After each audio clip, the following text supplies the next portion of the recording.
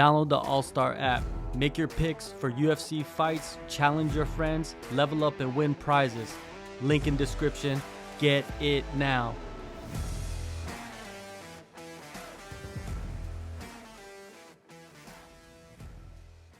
Hi guys, I'm Roan Crocker. I'm an amateur MMA fighter from Swansea in Wales, representing Shore MMA.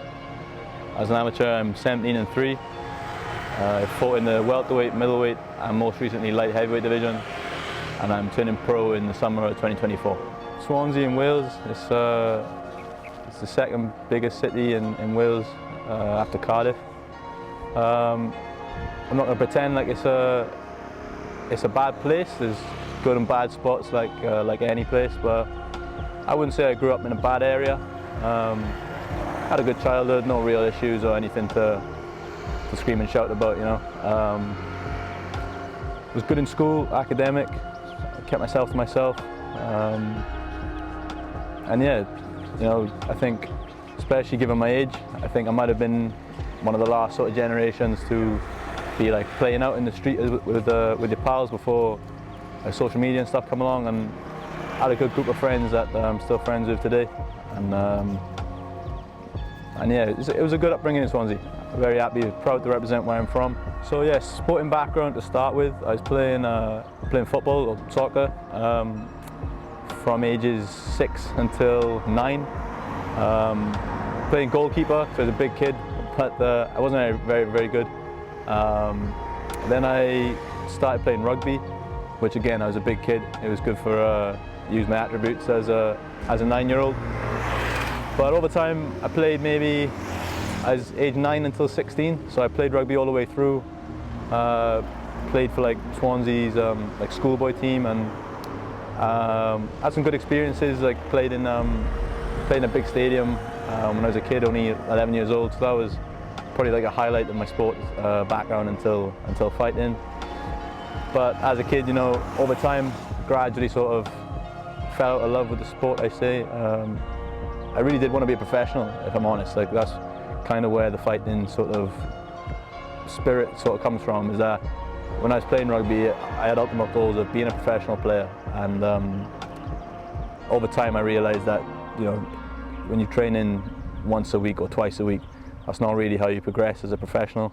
And when I was 16, I didn't get into the sort of Swansea team again, and then I sort of realised that professional rugby probably wasn't going to be something that I took on. So then I fell into, or walked into the jiu-jitsu gym for the first time as a 16-year-old. I'd known about MMA and stuff for a long time, because my brother, he was doing like above the waist kickboxing, karate kickboxing, and he was a big UFC fan. He was going to like the 2009 UK events and, you know, wearing tap out and stuff like that. So he was always showing me the UFC and MMA fights. And yeah, then when I was 9, I think I picked up the UFC game, and then I was more aware of like MMA again. So it had been in the background of my mind for a long time. And if truth be told, I was always a bit of a scared kid. Didn't really know how to look after myself, and if I ever found myself in some sort of confrontation, I'd have to talk my way out of it, because I knew I couldn't defend myself. So as a 16-year-old, I decided to walk into the jiu-jitsu gym for the first time, and then that's led to 2 years later starting MMA, and then we've just been rolling the ball on since then. Yeah, since I walked in the gym as a 16-year-old, I realised that the schedule was, you know, you could be there every single day of the week. Training was never cancelled because of the weather, like in rugby. It would never be cancelled because of lack of players, or coaches couldn't turn up, or anything. I knew 100% for a fact that if I wanted to train every single day, then I could. And I think that's what made me fall in love with the sport of jiu-jitsu and MMA. It's just that I could be there Monday, Tuesday, Wednesday, Thursday, Friday, Saturday, and Sunday if I really wanted to. And I could be, ultimately, the best I could be was always going to be up to me. Whereas with rugby, it's going to be, I train Wednesday, and I play a game on Saturday. You know, you're never really going to get any better. But with the grappling and the fighting, I could be there every day, maybe twice a day if I really wanted. So that's the side of the sport which really got me interested. If it was going to be my development and my progression was up to me, and that's what I liked. Yeah, so when I was competing in jiu-jitsu, I actually never envisioned being a competitor at all. I started jiu-jitsu, like I said, to look after myself, so that if I ever got in a physical altercation, I'd know sort of that I would be okay, and just for a bit of more like self-confidence, if I'm honest, to stop myself being such a scaredy cat. But yeah, competition-wise, I think I started training just before my final school exams. So I took a little break, and then I went back to jiu-jitsu, and I think within about 6 months I'd entered, or maybe 8 months, then I entered my first age group sort of competition as a 16-year-old with other 16-year-olds, and that was a real crazy experience. I'd never had a fight in my life, really, until I'd competed in jiu-jitsu. Every sort of physical altercation I'd had in the past, if it was like a fight in school, they're over within seconds. Then it's never really anything prolonged. It could be over in about 15 seconds. So to go on a mat and grapple for 5 minutes with somebody else, it took a lot. And I think, for myself as a developing young adult, it was a pivotal moment for me. I developed a lot of confidence, and I just became more self-assured of myself. I wasn't so, like I said, I wasn't a scaredy cat anymore. I do a lot of things with conviction instead of maybe second-guessing myself. But it took a lot to get to that point. I think as a competitor back then, I was always a doubter. Like, am I any good? I do this in the gym, but can I do it on the day? And I lost my first match narrowly, and then I think I won my second match. I took a bronze that day, but I knew it just didn't feel like enough. I was never satisfied, and your parents and stuff, they try and, rightfully so, they try and give you the, you won one, you lost one, that's still very good. But for me, I was always wanting more. I always wanted to be top of the tree. When I was in school, I wanted to be the best in my class if I could, and it's no different with the jiu-jitsu competition. I wasn't satisfied with bronze because I knew gold was close by. So that was the first one, and then I did a few more then over the course of the year. I started to compete more regular. At one point I was trying to compete every weekend if I could. So I was working a job in Argos on the weekends to fund my training and fund my competitions and stuff. And I was competing all the time, going all over the UK as a white belt. There was a group of us, a couple of guys, 4 of us would always go, split the petrol, split the fuel costs and the accommodation, and we'd be going everywhere. We'd be going, driving 3 hours, 4 hours, paying 50, 60, 70 pound a time. It didn't matter. I was just obsessed with competition. So the jiu-jitsu then culminated in a British Open gold medal as a white belt, so that was a big achievement for me. I had 4 fights on the day, and granted it's only a white belt championship, but for me to be a British champion or something was really important to me at that time. And it really gave me a bit of more motivation to think, this is something I could do.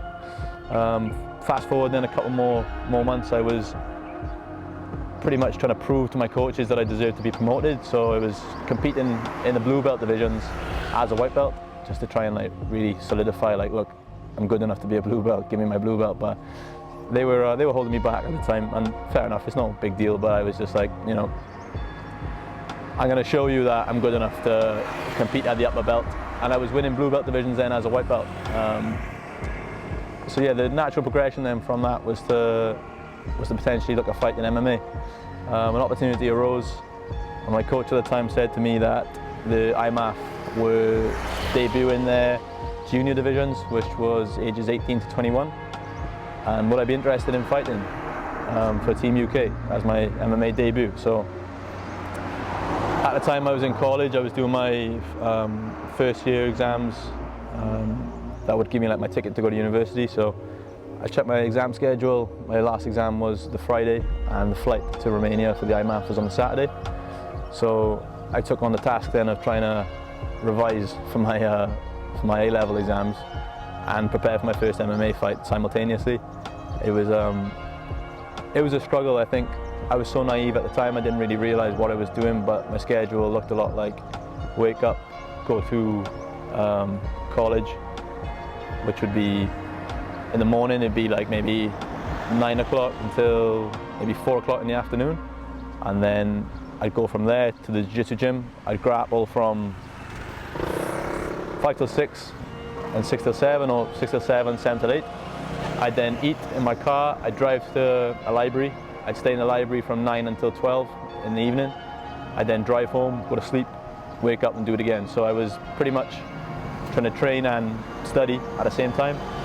And it worked out in the end, you know. It was a tough task, and I think a lot of people around me were maybe doubting that I wasn't putting in enough effort into studying as competing, but it all worked out in the end. I managed to get some good grades and get to university all right, and then I managed to get 3 fights at the IMAF Junior European Championships and take a gold medal as well. So in a whirlwind of a first debut week, I flew to Romania then the next day after my exams and checked in on the Sunday. I fought on Monday, Thursday and Friday, and yeah, I picked up a junior European gold medal for Team UK. So yeah, after coming back from the IMAF Junior European Championships, if I'm honest, I planned or thought I wasn't very good for MMA. I didn't think I'd be any good. I didn't think I had enough striking experience or even wrestling experience to be competing in MMA. But I thought I'd go out there, maybe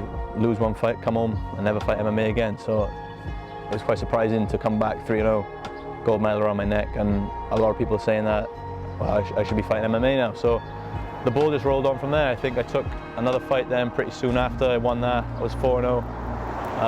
Was meant to go to the IMAFs in Bahrain, but snapped my LCL in my knee, so that was no go. Recovered from that, came back, picked up my first loss, really important for me. Taught me a lot about myself and my skills and where I was at, and taught me a lot about poor weight cutting as well. So moved on from that. I then went to the IMAFs the next year. I was eliminated in the first round by a Russian. And after that, then I sort of re-evaluated and thought I need to round up my skill set and my game. So little did I know, that would be the last time I would fight for the next 30 months. 30 months was because of COVID and matching sort of limitations. So it went from thinking, oh yeah, I'll take the next couple of months off, I'll fight in October. I didn't fight in October. Then I thought, right, I'll fight in March. March was when COVID hit, and then I didn't have another fight until 30 months later. So in that time I moved teams to Shore MMA, rounded up my skill set, and then sort of went on a run then of 10 fights unbeaten, picking up a Cage Warriors Academy middleweight amateur title in my return after 30 months. Defended it then in March the following year, 2022. Went to the Four Nations in Liverpool, picked up 3 fights in a weekend to sort of solidify myself as the UK #1 amateur middleweight. Beating like some top guys as well on the Tapology rankings, which I was really happy with. Then I defended that title again in the August.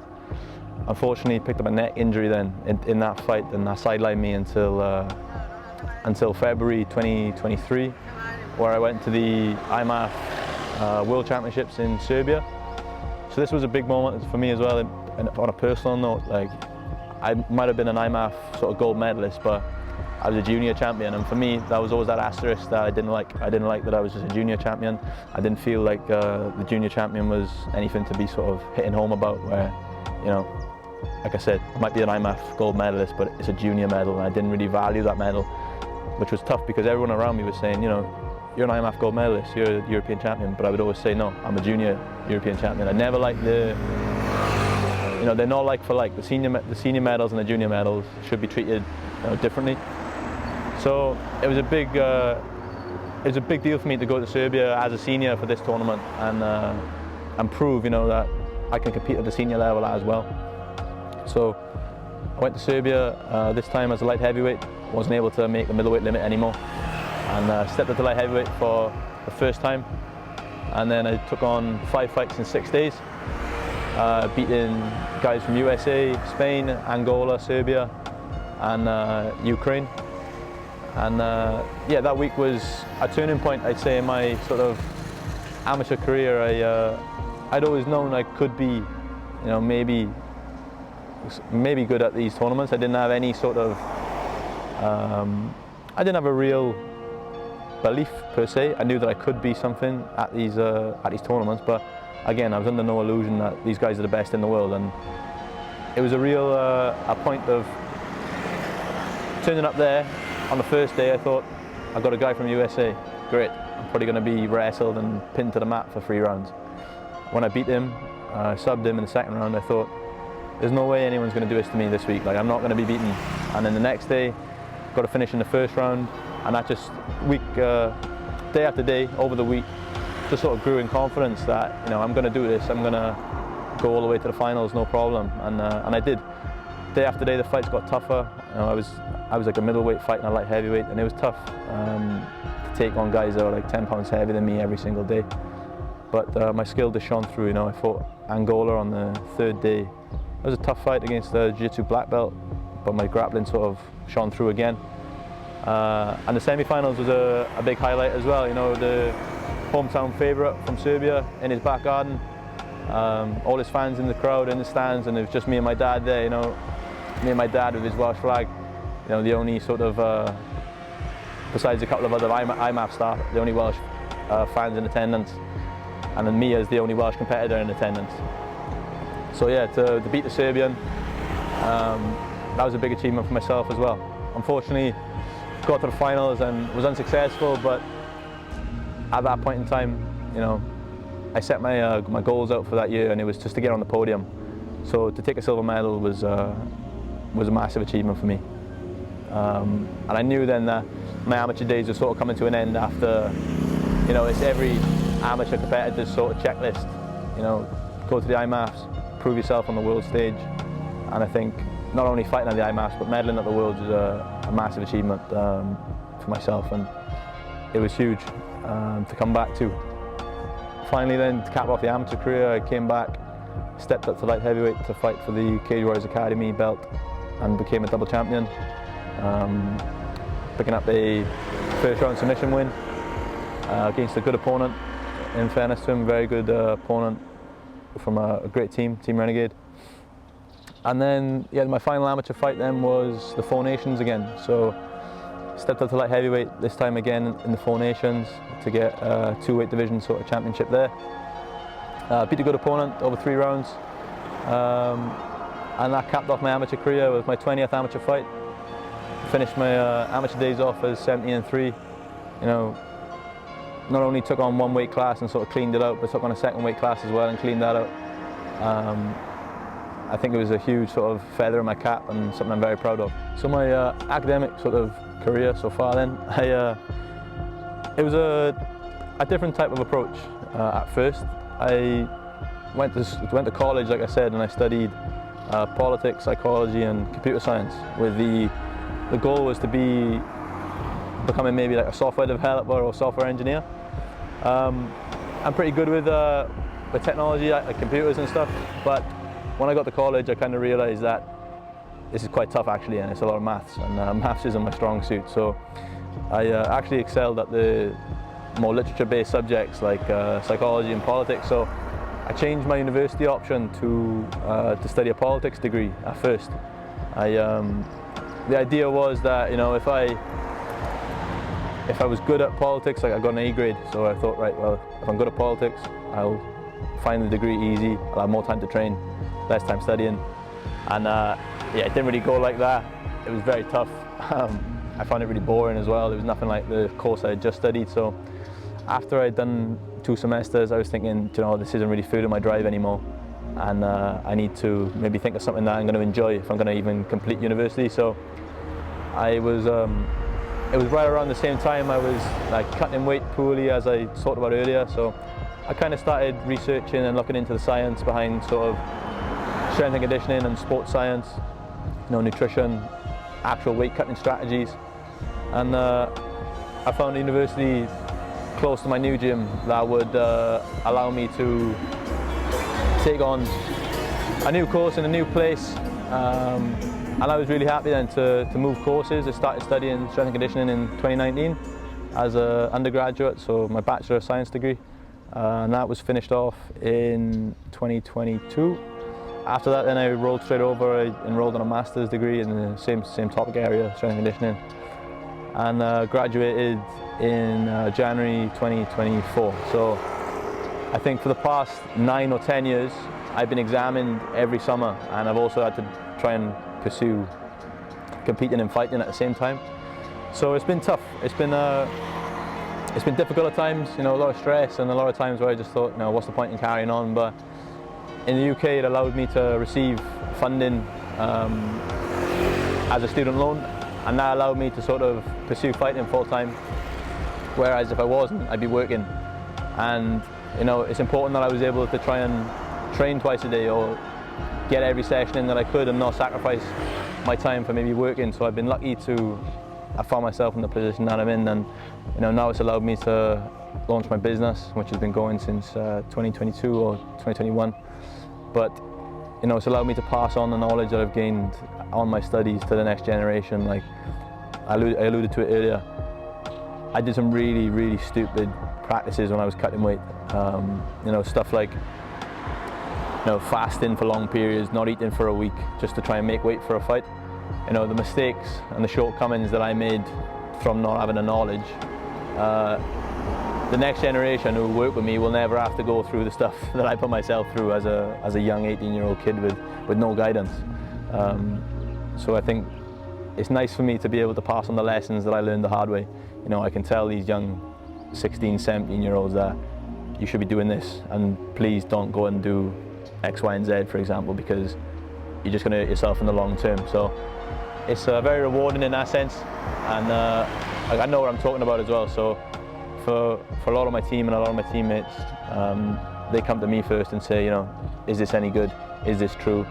And I think it's so much information out there when it comes to combat sports that everybody gets pulled in the wrong direction, or just in multiple directions. People think this is best, people think this is best, and they'll spend hours arguing. But I think when you can just cut through that with a solid option, sometimes it takes a lot of guesswork away, and that's what I'm most happy with. Yeah, so the next few years, so I'm 24 now, which I think to turn pro isn't a bad age, but I do think it's not young either. So I'm looking to get going quickly. I envision maybe 5 to 10 fights, and then getting signed to one of the big promotions. Especially at the heavier weight divisions, you would have seen that it doesn't actually take a lot of fights to be picked up. So I think within 6 to 7 fights, like, I'll showcase my skill and I'll showcase where I'm at, and then the big leagues will come knocking.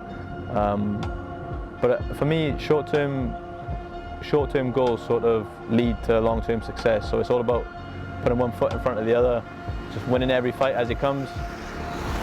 Especially in this day and age, you know, opponents could change on the week, on the day before, 3 weeks before. You're never going to know. So it is just all about focusing on sort of myself, making myself better, beating who's in front of me, and notching the wins up, picking up titles, and then getting to the big shows. Yeah, so just a massive thank you really to, you know, everyone who supports me. I've been on this journey since I was 16, and I always describe it as a journey because, if truth be told, I never really envisioned being in this type of sport. You know, like I said earlier, as an academic kid with thoughts and sort of aspirations of just doing a normal sort of job and never really being an athlete or anything. So it's crazy to think that, like you say, I've got fans. People care about my journey and people care about where I'm going. And whenever I compete, I do feel the love and support. Like I mentioned this in the past, but sometimes it's a lonely sport, fighting. You know, you're saying no to a lot of things, you're turning down occasions and events, but then the support that comes back when you are doing your thing, it's really immense. And yeah, truly thank you to everyone who's supported me. I've had a lot of sponsors over the years who funded me to just go and do things like going to Serbia. You know, I didn't pay a penny, it was all sponsored and all funded by guys. So it's a massive thank you to those guys, and you know, the people that are backing me, my family. Like I wouldn't be out here now doing what I'm doing if it wasn't for them. So I'm truly grateful. Like it goes so far, especially as an amateur and early pro. Like there ain't a lot of money in this game anyway. So without them, I wouldn't be here. So yeah, massive thank you to all those guys and my sponsors, my fans, teammates. You know, without them, I'm nothing. So all love to them.